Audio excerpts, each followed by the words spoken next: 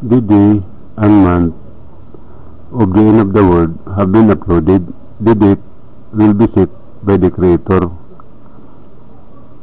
It has verification or evidence. It has also been uploaded. This is not a religion. It is a commandment. It cannot be changed because it is written. It shows that the sign that it will not be long before this happens. Set this channel. The picture is real one. If it looks like, click on it and be just. This is what it says. Seek and you will find. Ask and it will be given. Knock and it will be open. As I will give you water filled with the Spirit. The knocking, I will bring people to the door of paradise in heaven, and they will enter heaven alive. The 10 commandments that Moses brought did not say anything that could be forgiven. Christ Jesus entered the world, did not come into the world to change or break the commandments of his Father. He came into the world with the mission of letting people know that humans have soul, and because of Iglesia, that would call those people who would enter heaven alive and would reveal the true name of the Creator and His will. He will not save people. Whoever want to be saved must do the commandments. Whoever is free from sin can now walk on the sea like Christ Jesus. That is the sign or basis that the people has been forgiven of sin or is clean. The history of the life of Christ Jesus is written in the book called the Bible, from the womb of the Virgin Mary until his departure from the world. Christ Jesus lived 3 commandments. These are written in the book. Because of the recent translation of the meanings of the imprimatur in the books, there are books that say different things, and there are no more of his true commandments. The commandments is most important for the salvation of man. This commandment is, number 1, no one can come to my Father who is in heaven unless he drink the water filled with the Spirit, and thus the will of my Father. Number 2, call on my Father and call on me too. Number 3, praise my Father and thanks Him. How true praise and thanksgiving will be known to you in the future. These commandments are connected to the word that are placed in nature or hidden words in time. At the time of Joseph's marriage to the Virgin Mary, the Virgin Mary said to him, "Will you marry me? I am pregnant. I don't know how many months it is because my menstrual period is abnormal."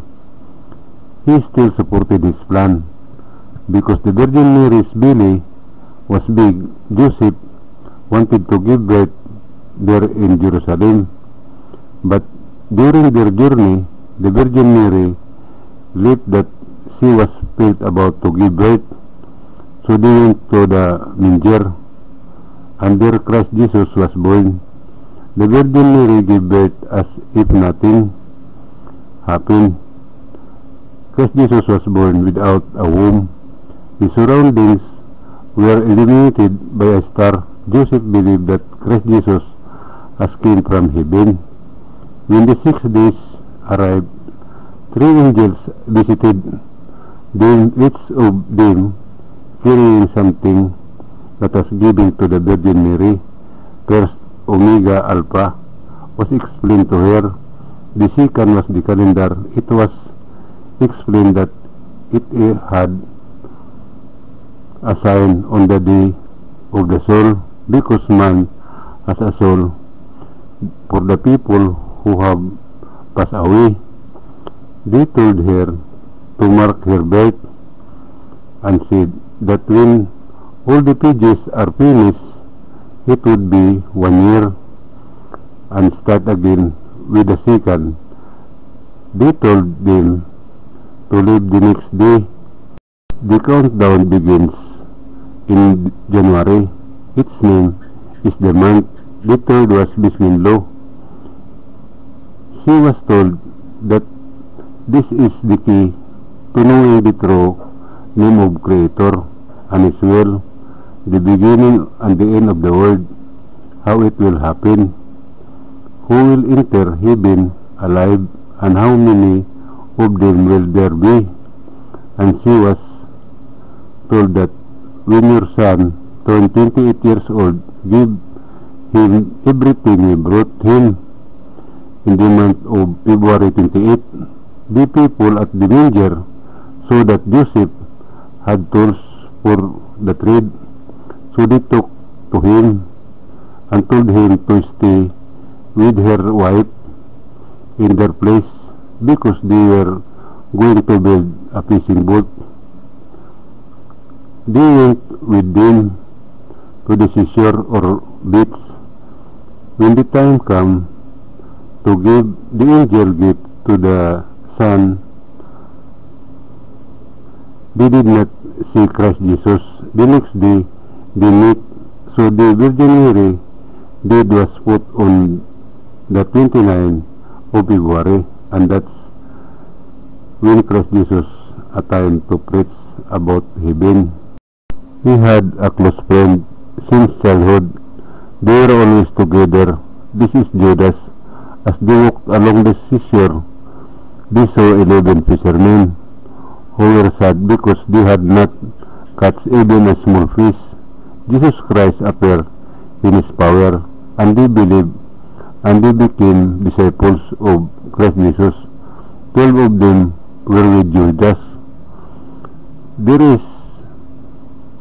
in the temple, there is what is called sanctuary for removal of human sins. Many brought animals because the human sins would be transferred to the animal after it was born.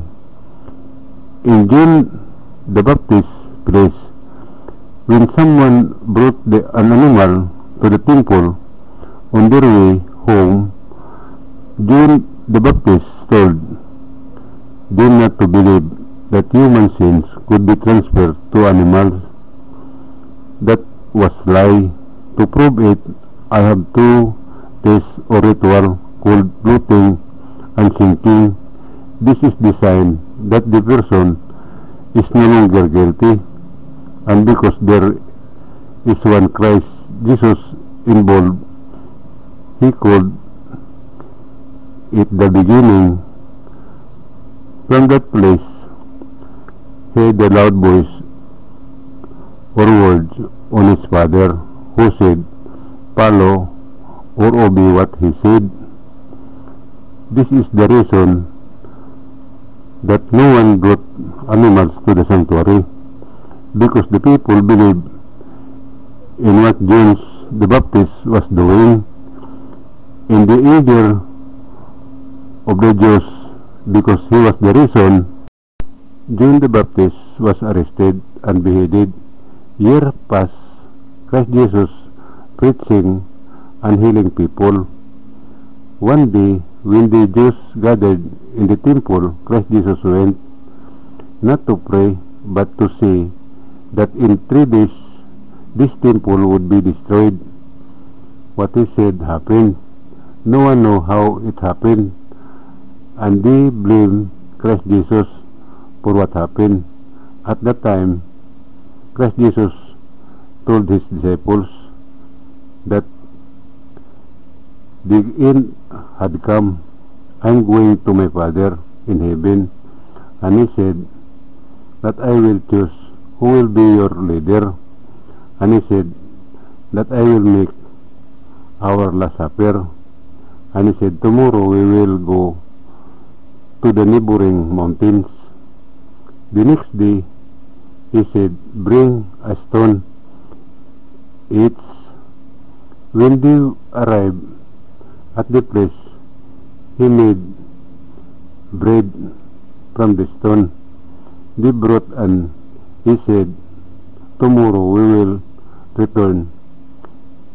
Here, when they returned, he said, "Whoever can go the farthest and cross the stone will be your leader. All those who can cross the stone will be the only ones who can preach. Those who cannot cross the stone will be the ones who will help with the work. The last one will be the first to stand up and leave. Peter will be the farthest away, and Judas will be the last." When they returned home, Christ Jesus immediately called Peter and gave him two things, the Bismin law and the calendar, and he told him to mark the calendar with the day of his death and have it copied by all his companions. They already know this because Christ Jesus had taught them before. This Bismin law is the key to unlocking my Father's throne, and as well, the one who will open is a person, he is the Ecclesia. I will teach you where it came from, and I will be with you tomorrow. Do not show it to your fellow disciples. Look for your lineage that you can trust. If one of you is lost, he will look for one like you. And did it, and he said that tomorrow I will do our last supper. Tonight we will sleep together. At dawn, Christ Jesus woke Peter up and said, "We are going to the Far East." This is Mindanao, Philippines. When they arrived at the place, Peter asked what place this is. Christ Jesus answered, "This is the Queen of the East." And he said that on this stone the Iglesia will stand. This was the promise of Mindanao, and someone stood there on the stone, and I am that I am the Iglesia. That Christ Jesus says, "I will do the commandments and teach the commandments of Christ Jesus and his Father." On their last supper, Judas thought of kissing his friend before they separated. In the middle of their dinner, Christ Jesus stood up and put on the clothes that the angels gave him. The companion asked, "What is that, teacher?" He replied, "It is the first and the last, or Omega Alpha." Then he performed a ritual that he gave to his disciple. When they near finished eating, Christ Jesus said to Judas, "Give up, because the one who will come after me is coming." Judas forgot to kiss his friend. Judas left sadly. The arrest of Christ Jesus took place in the Garden of Gethsemane, and he was taken to the kingdom or palace, and there he was tortured badly, and he suffered more than the criminal's punishment. On the morning of the day of Friday, the palace announced that there were 3 people to be crucified, and the people quickly gathered palm leaves to make umbrella or shelter from the heat. On their way home, they saw that the journey to Mount Calvary had begun. When they arrived at the place, they immediately stripped Christ Jesus of his clothes and crucified him naked, because Saul or Paul had ordered that to take and bring him the clothes of Christ Jesus. When Saul received the clothes, suddenly there was a strong earthquake, accompanied by loud thunder and heavy rain. Saul or Paul trembled with fear, and he promised that when it stopped, he would spread the story of Christ Jesus, and suddenly calm down. On Sunday, Christ Jesus appeared to his disciple. He said, "I appeared to you to prove that I will rise again and can say goodbye to you all," and said, "Peace be with you all."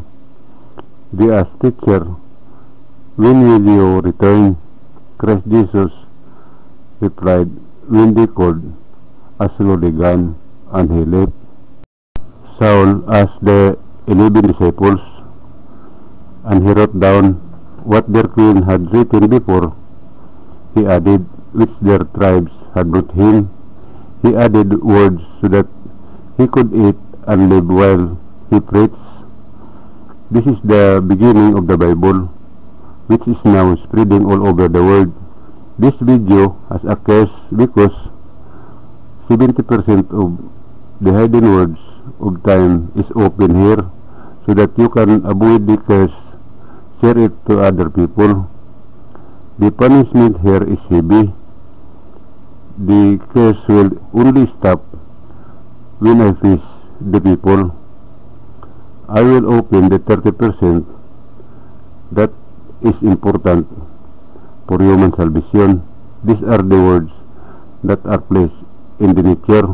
If anyone can help me with my personal appearance to people who has a connection to a politician or government official, this is my contact number on my cell phone, 0953-002-3408. Text me, introduce yourself, where you text, and what do you need. I am hoping for someone who will help me with my appearance to the people. Thank you, and mabuhay.